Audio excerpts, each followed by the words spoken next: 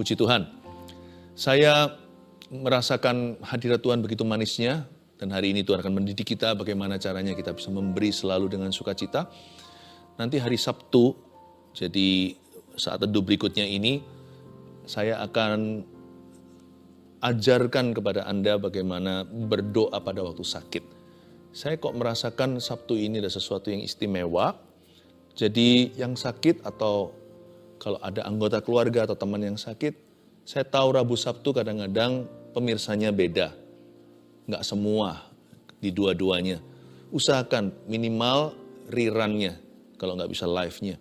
Tapi jangan luput sama sekali, saya akan ajarkan how to pray when you are sick. Dan saya doakan supaya banyak kesembuhan akan terjadi Sabtu besok ini. Dan juga saya akan umumkan, saya berikan bocoran nanti tahun depan Maret akan ke Israel. Pengumuman formalnya nanti hari Sabtu ini, saya akan nanti announce it di saat teduh bersama ya. Kalau belum subscribe juga silahkan segera supaya terus bisa mengikuti kegerakan Allah lewat saat teduh bersama. Memberi dengan sukacita. 2 Korintus pasal 9 ayat 6-11. Memberi dengan sukacita. Begini ya, tidak ada pemberi yang anak cucunya meminta-minta roti. Itu so pasti. Nggak pernah saya melihat orang benar ditinggalkan, lalu keturunannya mengemis. Ini bukan Injil kemiskinan maupun Injil kemakmuran, tapi ini adalah Injil kesetiaan Tuhan. Tidak pernah Tuhan itu ingkar janji. Makanya itu kalau kita memberi dengan sukacita, itu Tuhan berkenan kepada sang pemberinya. Saya percaya Tuhan ajari kita memberi waktu, perhatian, atau apapun yang kita lakukan, baik itu pekerjaan atau pelayanan, always we must give the best. Kita harus memberikan yang terbaik sebagaimana Kristus memberikan nyawanya bagi kita. Saya baca dulu bersama dengan Anda ayat-ayat yang sudah disediakan, dimulai dari ayat 6, saya bacakan. Camkanlah ini, orang yang menabur sedikit akan menuai sedikit juga. Dan orang yang menabur banyak akan menuai banyak juga. Hendaklah masing-masing memberikan menurut kerelaan hatinya, jangan dengan sedih hati atau karena paksaan, sebab Allah mengasihi orang yang memberi dengan sukacita. Dan Allah sanggup melimpahkan segala kasih karunia kepada kamu, supaya kamu senantiasa berkecukupan di dalam segala sesuatu, dan malah berkelebihan di dalam pelbagai kebajikan. Seperti ada tertulis, Ia membagi-bagikan, Ia memberikan kepada orang miskin, kebenarannya tetap untuk selamanya. Ia yang menyediakan benih bagi penabur dan roti untuk dimakan, Ia juga yang akan menyediakan benih bagi kamu dan melipat gandakannya dan menumbuhkan buah-buah kebenaranmu. Kamu akan diperkaya dalam segala macam kemurahan hati yang membangkitkan syukur kepada Allah oleh karena kami. Hari ini saya digerakkan Roh Kudus untuk mengajarkan soal memberi. Khususnya yang berhubungan dengan materi, seperti firman Tuhan pernah katakan, dan ada tertulis di dalam Alkitab, muliakan Tuhan dengan hartamu. Kenapa ini penting sekali? Karena ini firman, ini bukan ide manusia. Kalau Yesus menjadi Tuhan kita, Dia harus menjadi Tuhan atas segala aspek hidup kita, termasuk harta duniawi. Pemuritan itu baru sejati kalau dia mencapai segala perkara, termasuk dompet dan kantong kita. Nah, apa yang saya sampaikan sekarang ini setulus-tulusnya karena kasih Yesus. Kami, termasuk saat teduh bersama, tidak pernah minta apa-apa. Ujung dari pengajaran ini bukan fundraising, itu yang pasti.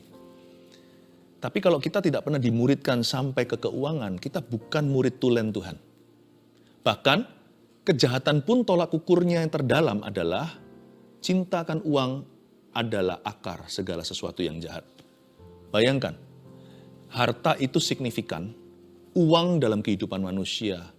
Karena uang itu di dalamnya syarat mimpi, syarat khayal juga dalam kehidupan, dalam benak banyak orang. Fantasi, kebahagiaan, sense of security atau rasa aman. Uang juga bicara soal waktu, karena kita digaji per hari, per bulan. Cek clock masuk, cek clock keluar. Jadi, kalau kita mau betul-betul memanggil Yesus Tuhan, berarti kita harus serahkan semua area kehidupan. Tidak bisa ada area omong kosong. di dalam pemuritan kita dan pengabdian kita di bawah Tuhan. Misalnya saya kasih satu ilustrasi sebelum kita baca camkanlah ini. Kalau seorang memuji ide bisnismu dan berkata, bagus itu, luar biasa. Apalagi jika dia mengucapkan yang manis-manis tentang itu, lalu Anda tertipu. Anda masuk ke situ, padahal orang-orang yang memujimu tidak sungguh-sungguh memikirkan betul resikonya, kemungkinannya, backup plan-nya, nggak dipikirkan. Ya dia nggak rugi apa-apa, nothing tulus. Kan hanya bicara saja. Bicara kan murah, semua orang bisa. Kalau kita mau uji, ya ini jangan dilakukan di rumah ya. Ini hanyalah ilustrasi, oke? Ini perumpamaan saja. Kalau kita mau tahu orang itu serius menganggap ide kita bagus, coba dia berani nggak tanam modal. Kalau dia berani tanam modal, berarti orang itu sungguh-sungguh yakin ini bisnis pasti berhasil. Enggak ya, jangan ditiru, maksudnya jangan dilakukan mentah-mentah. Ini hanyalah sebuah ilustrasi saja. Keseriusan dunia aja bisa diukur dari situ. Siapa yang berani invest di sana, berarti orang itu serius hati. Kita bisa bicara Tuhan-Tuhan, iman-iman, kasih-kasih, cinta padanya. Tapi kalau kita tidak bisa dijamah di area kantong kita oleh Tuhan, berarti kemungkinan besar Tuhan hanyalah simbolis saja di hidup ini, tidak sungguh-sungguh memerintah. Not until money is touched, you don't know people's heart.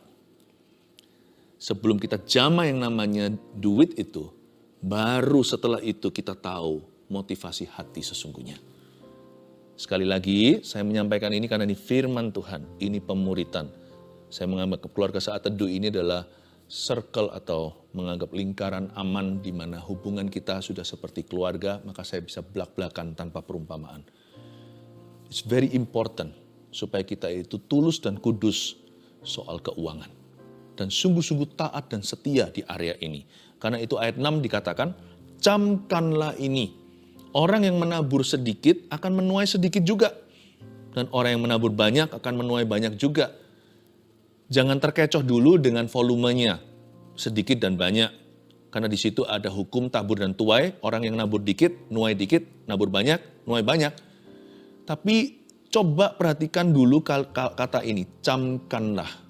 Camkanlah ini perhatikan esensi atau intisarinya.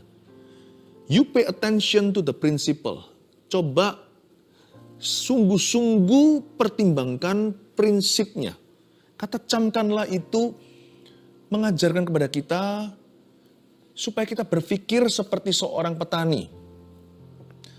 Petani memegang benih dan benih itu mahal loh ya. Kalau itu benih unggul, misalkan kalau dia mau tanam jagung yang paling manis, dia nggak bisa sembarangan yang murahan. Dia harus beli yang namanya benih-benih yang istimewa. Mau sapi aja nggak usah tanam tanaman atau tumbuhan, melainkan hewan. Sapi itu ada ras-rasnya yang bagus atau enggak. Nah, kalau dia mau menabur itu, karena itu mahal, lalu dia menangis tuh petani dan berkata, nggak mau, nggak rela. Camkanlah hai petani, tujuanmu apa? Tujuanmu pegang benih atau berbuah-buah? Ah iya ya, betul juga. Sebab setiap benih yang kau taburkan, dia nanti akan menjadi panen kemudian. Camkanlah itu bicara tentang miliki visi untuk panen apa yang kau akan dapatkan lewat benih yang kau tabur termasuk keuangan. Ya. Yang paling rendah dan murahan adalah, dan ini tidak boleh menjadi iming-imingan ketika kita memberikan persembahan kepada Tuhan, atau kita memberi sesuatu pada orang lain ketika kita itu berbagi harta duniawi untuk membantu sesama kita atau untuk pekerjaan Allah. Tetapi tetap ada panen jasmaninya, tidak hanya panen rohani. Itu nggak bisa disangkali.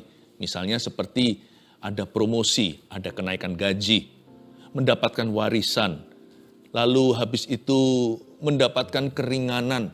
Aduh, satu persatu sebutkanlah mujizat demi mujizat dalam dunia berkat itu ada.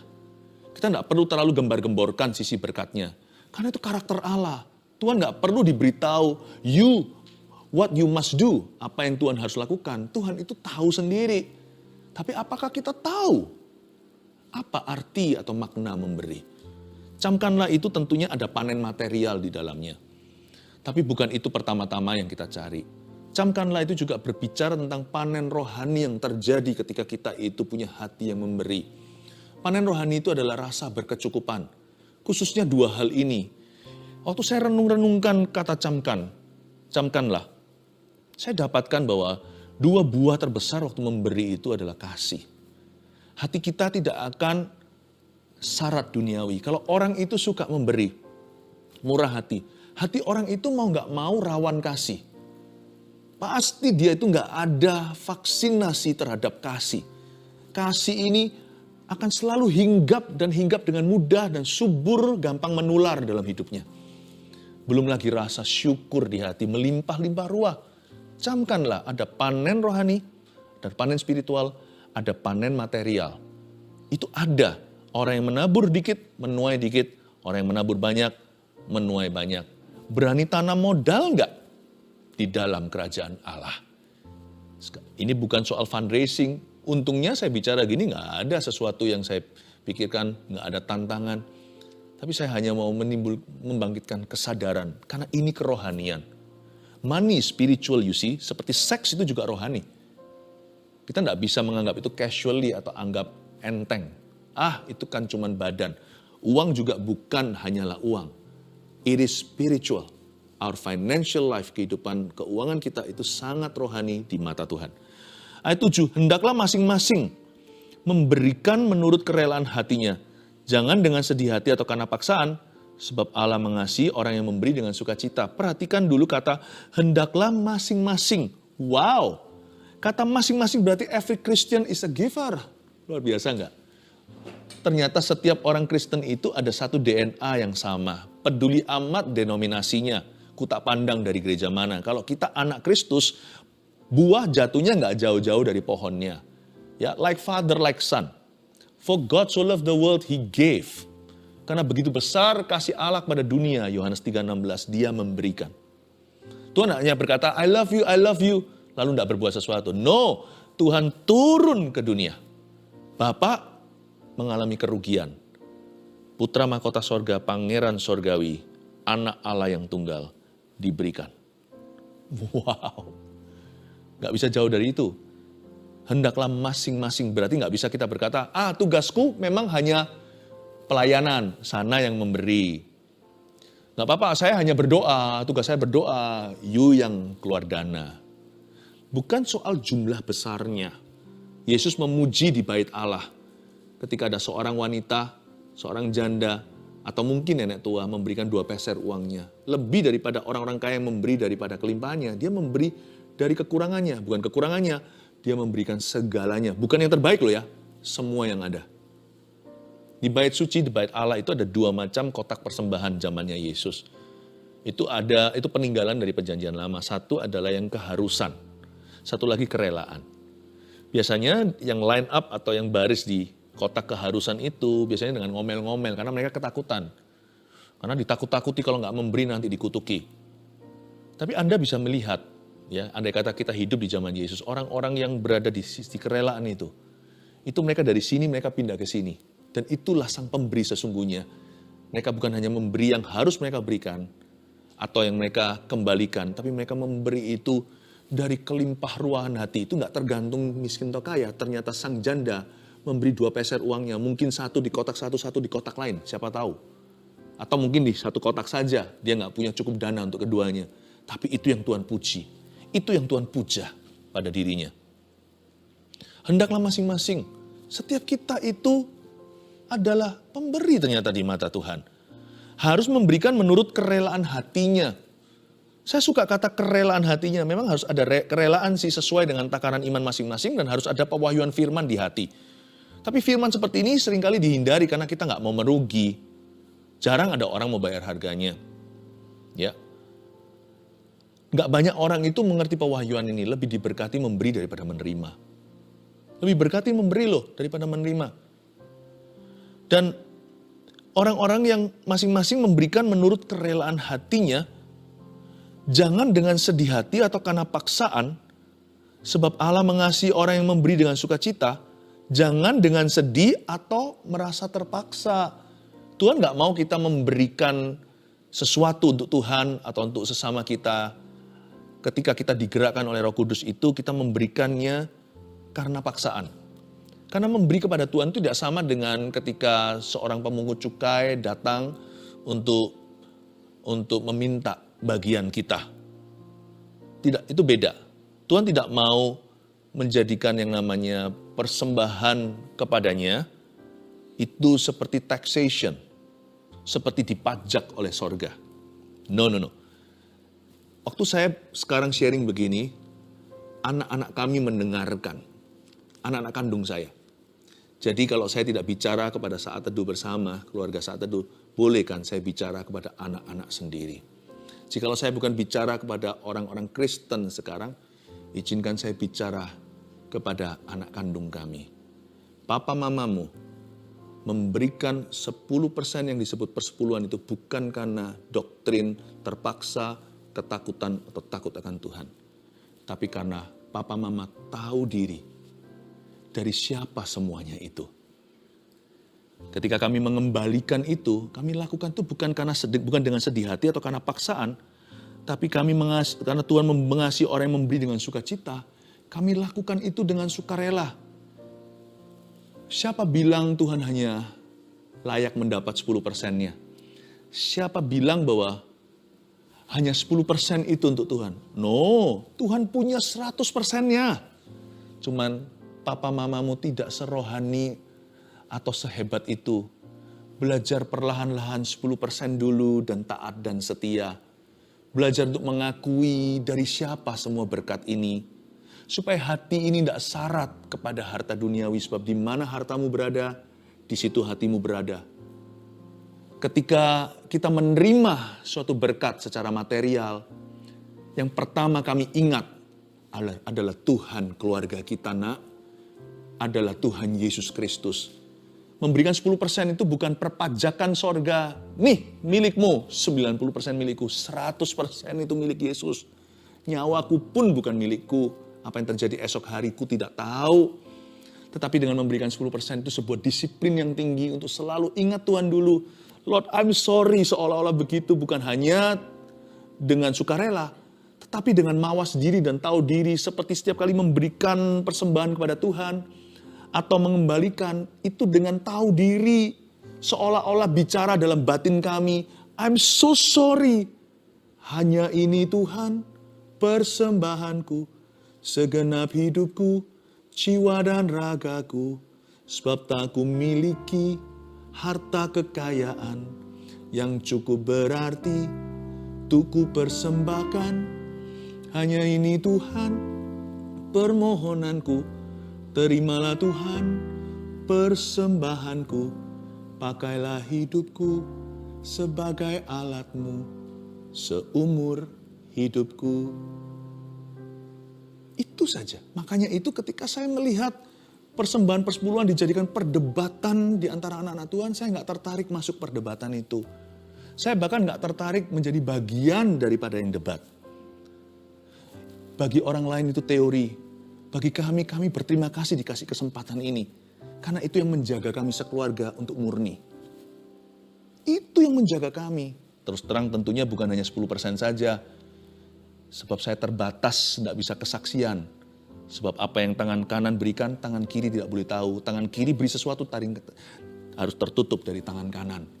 Saya kasih satu kiasan, contoh aja yang paling sederhana yang dijadikan perdebatan, gonjang-ganjing, saling menyerang. Keluarga Saat Teduh,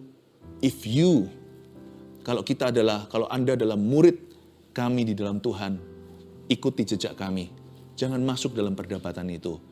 Orang-orang memperbincangkan, saling menyerang, saling melawan, boleh, nggak usah. Saya sih pendapat pendirian saya sederhana, saya nggak ikut-ikutan. Tapi please jangan larang keluarga kami untuk terus melakukan itu. Bukan karena hukum Taurat atau kitab Maleaki. We want to do it. Itu sukarela. Kenapa? It's good for my family. Ya, anak-anak dengarkan. Tentunya saya mata harus lihat ke kamera. Anak saya dimanapun juga, mereka terima pengajaran ini langsung dari saya. Dan jikalau Anda adalah anak-anak rohani saya, Anda juga dengarkan ya. Dengarkan. Orang lain mulai debat terserah. Saya nggak mau ikut-ikutan. Jangan larang keluargaku lakukan itu. Hukum Taurat atau bukan kasih karunia, I don't care. I want to do it. Karena itu adalah sabuk pengaman keluarga kami dalam hati. Supaya harta sesungguhnya di dalam hati kami adalah Kristus. Harta sesungguhnya adalah memberi. Lebih diberkati memberi daripada menerima. Saya nggak hanya bicara tentang persepuluhan. Saya bicara tentang lifestyle, gaya hidup yang suka memberi kepada Tuhan. Saya masih ingat, saya boleh kasih satu kesaksian ya, tapi karena firman Tuhan ini saya komitmen kalau di saat teduh bersama, termasuk kalau di gereja Mawar Sharon, sebisa mungkin itu 100% protein, sedikit karbohidratnya. Tapi izinkan saya kasih beberapa karbo lah, kasih 1-2 kesaksian. Waktu pertama kali saya mulai, setelah lulus ya, saya mulai tabung pelan-pelan. Karena saya tahu nanti akan menikah tahun berapa. Saya sudah simpan dana dalam mimpi. Ini bukan 10%. Tuhan tunjukkan suatu nominal dan itu persis yang ada di buku tabungan saya. Kasihkan semua untuk sebuah gereja di Sumatera. Waktu itu saya pelayanan masih belum di gereja Mawar Sharon yang sekarang saya gembalakan. Ada sebuah gereja lain waktu itu sedang pembangunan. Saya ingat kok, saya dikasih nominalnya itu, besok saya buka buku kok persis dengan itu sampai kepada digit terakhirnya. Nggak mungkin itu kebetulan. Suruh diberikan 100%. Itu mas kawin saya. Saya kasihkan semua. Sekali ini aja izinkan tangan kanan tahu yang tangan kiri beri atau sebaliknya. Tapi demi pengajaran saya ceritakan, tapi ini nggak mulia. Ini nggak ada apa-apa dengan orang-orang yang suka berkorban untuk Tuhan. Saya kasihkan. Tapi untungnya puji Tuhan, keluarga kami itu memperhatikan anak-anaknya. Tetap budaya timur, jadi sekalipun mas kawinnya telah hangus, tapi mereka yang menanggung kita. Yaitu papa mama. Keluarga saat teduh yang tercinta, waktu itu saya alami, saya lakukan dengan sukacita. Karena Allah mengasihi orang yang memberi dengan sukacita. Kata sukacita di situ dalam bahasa Yunaninya, you know what? Hilaros. Seperti kata bahasa Inggris hilarious atau hilarious. Hilaros dalam bahasa Yunani artinya memberi itu dengan terbahak-bahak. Saking senengnya kayak seperti dapat jackpot apa itu, wah, memberi, bukan mencemoohkan ya, bukan tertawa yang mengejek, tapi tertawa yang saking senengnya, lepas kendali, itulah hilaros. Allah mengasihi, bukan Allah memberkati loh, kasih yang dia beri. Allah mengasihi, he so loves the cheerful givers. Allah mengasihi orang yang memberi dengan hilaros. Wow, bukan yang berdebat, bukan yang mengeluh, bukan yang pelit begitu. Sebab anak Tuhan tidak boleh pelit. Hemat bisa, karena hemat itu berarti spending kita bijaksana. Ngapain keluar lebih kalau kita bisa dapatkan yang tepat, ya kan? Ya, bukan kikir. Hemat boleh, karena hemat itu bicara tentang pengaturan keuangan. Tidak dihamburkan. Keluarkan yang perlu, tidak lebih, tidak kurang. Kalau memang itu segitu, jangan dikurangi. Ya, kalau itu kurang, lebihkan, harus dipaskan. Itu namanya hemat bijaksana. Pelit, no, tidak boleh. Itu bukan anak Tuhan. Dan Allah sanggup melimpahkan segala kasih karunia kepada kamu, supaya kamu senantiasa berkecukupan, ayat 8. Di dalam segala sesuatu, dan malah berkelebihan di dalam pelbagai kebajikan. Ini luar biasa, kata Allah sanggup melimpahkan kasih karunia-Nya kepada kamu. Supaya kamu senantiasa berkecukupan. Bahasa Yunani lagi ya, nggak usah ditulis sih. Artinya aja, autarkeia itu artinya content. Berkecukupan di situ itu bukan berarti cukup secara material. Karena itu relatif ya. Isan hayo isan kau bahasa Chinese-nya. Setiap gunung Semeru di atasnya masih ada Himalaya. Satu gunung selalu ada gunung yang lebih tinggi. Cukup itu kapan sih? Cukup itu bagi orang di dunia itu selalu 20,000 more. Cukup itu di bumi ini selalu $20,000 lagi. Itu cukup. Tapi kata berkecukupan ini dalam bahasa Yunani yang dipakai oleh Rasul Paulus adalah artinya mencukupkan diri. Content, bisa berkata enough, terima kasih Tuhan. Sudah lebih dari cukup. Thank you. Jangan terlalu berkelebihan kalau kita pesan makanan. Kita hanya bertiga. Makanan untuk orang seperti satu grup ber-10. Ini nanti siapa yang makan, sayang buang makanan. Kalau kita diundang, jangan aji mumpung. Thank you. Ini hanya bertiga. Kebanyakan.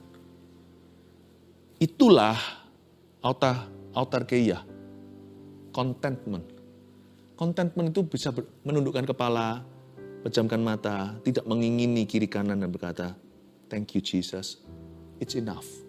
Enough for the day. Cukup. Berikan pada kami hari ini makanan kami secukupnya. Enough, kulkasku tidak nampung. Malah harus berikan ke tetangga. Ku bagi-bagikan ke teman-teman.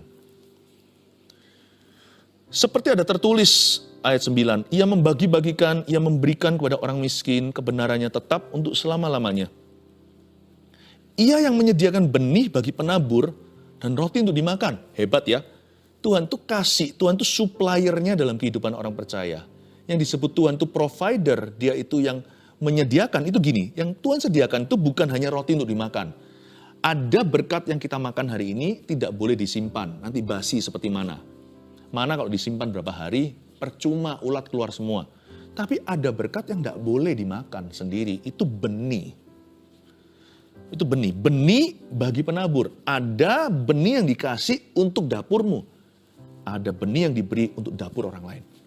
Melalui dapur Anda, melalui perbendaharaanmu. Kita harus bisa membedakan. Ini benih untuk dimakan, saya kelola jadi roti, gandum, lalu dimakan sendiri. Atau ada benih ini, sawah yang satu ini adalah penaburanku. Ini tidak boleh kujamah. Ini bukan margaku yang akan makan. Bukan mulut keluargaku yang akan merasakan.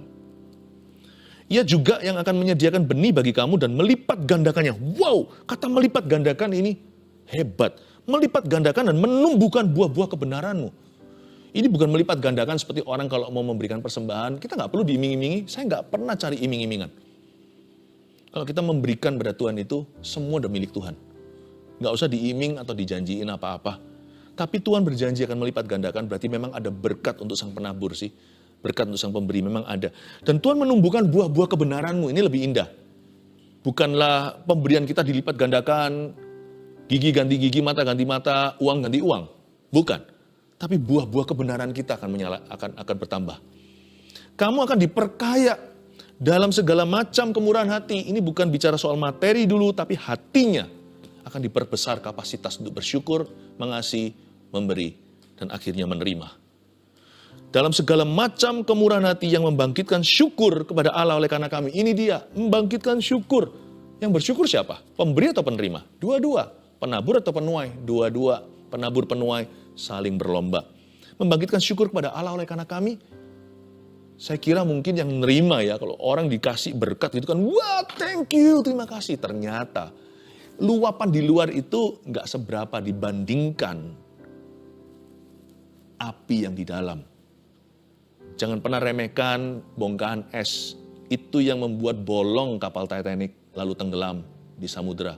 Karena bongkahan yang kelihatan itu luapan orang yang menerima berkat dan berkata, kamsyah, terima kasih, thank you.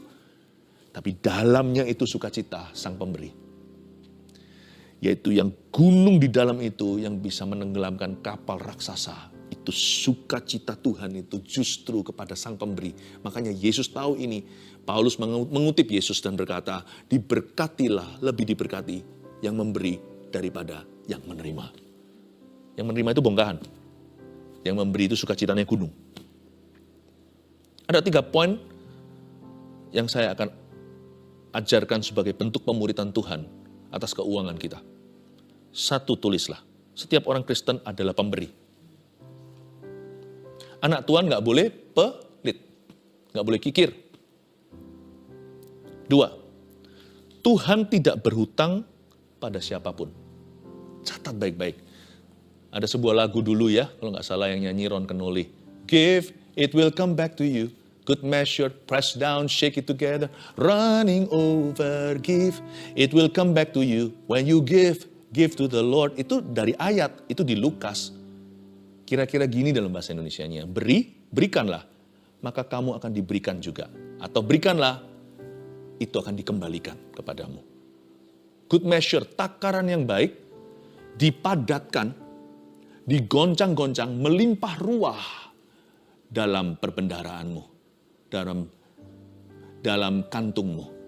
Itu bayangkan pada zaman dulu, mungkin anak-anak muda sekarang nggak tahu. Dulu kala mobil-mobil itu kalau mau isi bensin, pergi jauh, supaya bisa ngisi lebih, Ya, saya pernah lihat dulu soalnya waktu saya kecil, sopir keluarga kami, wah dimasukkan bensinnya di dalam, lalu digoyang-goyang itu mobilnya. Mungkin anggapannya supaya nanti turun lah ya. Ada gasnya kan itu bensin, supaya dia turun, bukan naik, seperti gastrik. Turun supaya mencipta ruang lebih lagi, masukin lagi lebih banyak. Bukan supaya bukan supaya bayar lebih mahal, tapi supaya bensinnya cukup untuk perjalanan panjang. Give, berikan. It will come back to you. Tuhan gak pernah berutang. Gak usah kita itu imani, itu sudah karakternya. Sesuatu tidak perlu kita imani adalah karakternya. Tuhan Yesus tidak pernah berubah. Kalau kita mau imani kita yang berubah. Kita yang pelit, kita yang kikir, kita yang suka tersinggungan, kita yang jatuh bangun dalam dosa, itu imani. Tuhannya jangan diimani, Tuhan itu sudah Tuhan. Diimani atau tidak, dia gak berubah, tinggal percaya. Give, berikan, itu akan kembali kepadamu, kamu pun akan diberikan. Takaran yang baik, dipadatkan, ditekan-tekan, digoyang-goyang tuh mobil supaya cipta ruang. Karena Tuhan berkata, gak cukup, malaikat goyang dia lagi. Ini bukan goncangan iman. Ini sama Tuhan berkata, cipta ruang lagi. Aku gak mau utang loh. Aku gak mau kemuliaanku ditukarkan sama manusia. Oh, aku gak pernah bagi kemuliaan sama orang. Orang itu memberi kepadaku dalam namaku, untuk aku, pekerjaanku, atau untuk sesamanya, atau untuk seorang yang membutuhkan, atau seorang yang miskin. Dalam nama saya. Saya gak mau utang apa-apa sama dia. Ya, gak mau. Tuhan berkata, goyang-goyangkan sehingga nanti begitu kelihatan. Sampai taraf pemberian orang itu, bahkan tidak bisa mendekati kembaliannya. Tipsku lebih besar daripada pemberiannya dia. You cannot outgive God. Kita tidak bisa lebih besar memberi kepada Tuhan daripada Tuhan sudah memberi kepada kita, daripada Tuhan akan memberikan kepada kita. Tuhan tidak mau setara sama kita, jauh liganya. Kelasnya beda, dibuat demikian rupa sampai kita kelihatan jatuh miskin di depan dia. Seolah-olah pemberian kita itu seperti kemiskinan di hadapannya, sampai orang nanti di luar berkata, wow, semua itu karena anugerahnya. Gak ada orang berkata, oh semua karena dia. Untungnya Yesus dulu di palungan diterimanya, bukan di hotel mana. Kalau enggak kan, Jesus by, sebutkan merek hotelnya. Tuhan tidak mau dijadikan alat. Tuhan tidak mau dijadikan ambasador siapa. Tuhan berkata, kasih cipta ruang malaikatku, beri tugas tekan sampai ada cukup ruang yang terlalu jauh sehingga pemberian orang itu tidak glorious. Tapi benih yang kusediakan dalam hidupnya, orang akan tahu itu semua dari aku. Aku yang supply pemberiannya dia. Aku yang supply dia sebelum dia memberi, ketika dia memberi, setelah dia memberi. Supaya orang itu selalu rendah hati dan seluruh dunia tahu, aku adalah Allah yang generous, Allah yang murah hatinya.